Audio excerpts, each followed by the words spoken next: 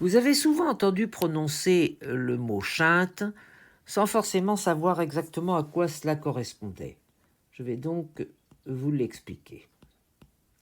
Un shunt, ou des shunts au pluriel. Il y en a de deux sortes. Qu'est-ce qu'un shunt? C'est un passage anormal du sang entre deux parties du cœur où règnent des pressions différentes. Donc, comme je vous l'ai dit, nous avons deux cœurs, un droit, un gauche, et s'il y a des communications anormales entre ces deux cœurs, le sang peut passer soit du ventricule gauche vers le ventricule droit, c'est ce que l'on va appeler le shunt gauche-droit, soit du ventricule droit ou vers le ventricule gauche, c'est ce que l'on appelle le shunt droite-gauche. Exemple. Le shunt gauche-droit le plus fréquent, c'est la communication interventriculaire. Nous allons voir quelles sont les conséquences de ce shunt. Ventricule droit, ventricule gauche. Ici sort l'artère pulmonaire qui va évidemment vers les poumons. Et ici, nous avons l'artère aorte qui sort du ventricule gauche.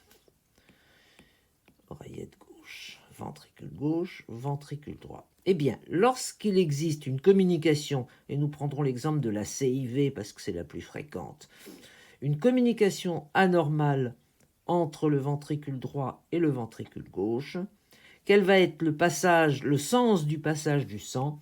Eh bien, de toute évidence, il va se faire du ventricule gauche vers le ventricule droit, et ceci pour la bonne raison que les pressions sont plus élevées dans le ventricule gauche que dans le ventricule droit.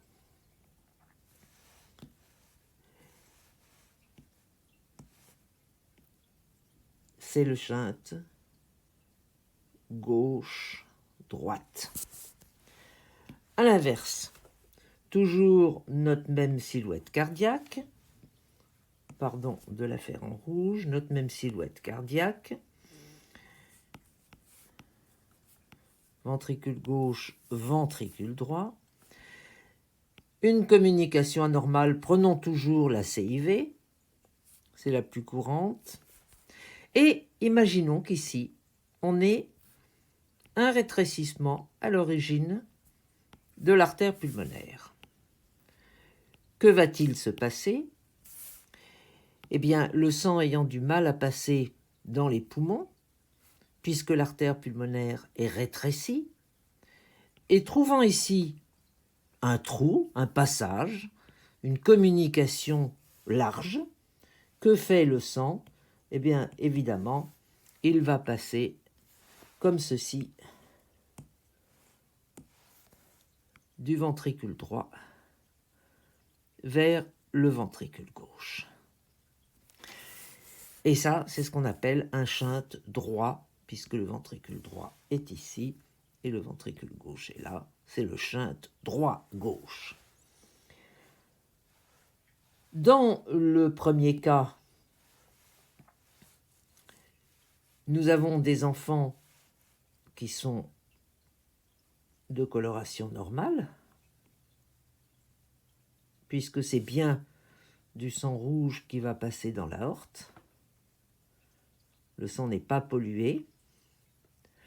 Par contre, dans ce cas-là, le sang bleu envahit les cavités gauches et nous aurons un sang désaturé dans l'aorte, ce qui est évidemment strictement anormal et que l'on appelle la cyanose. Donc voilà ce que l'on signifie par shunt, et nous verrons différentes cardiopathies, bien sûr, mais je voulais simplement aujourd'hui que vous sachiez à quoi correspond ce mot que vous entendrez souvent.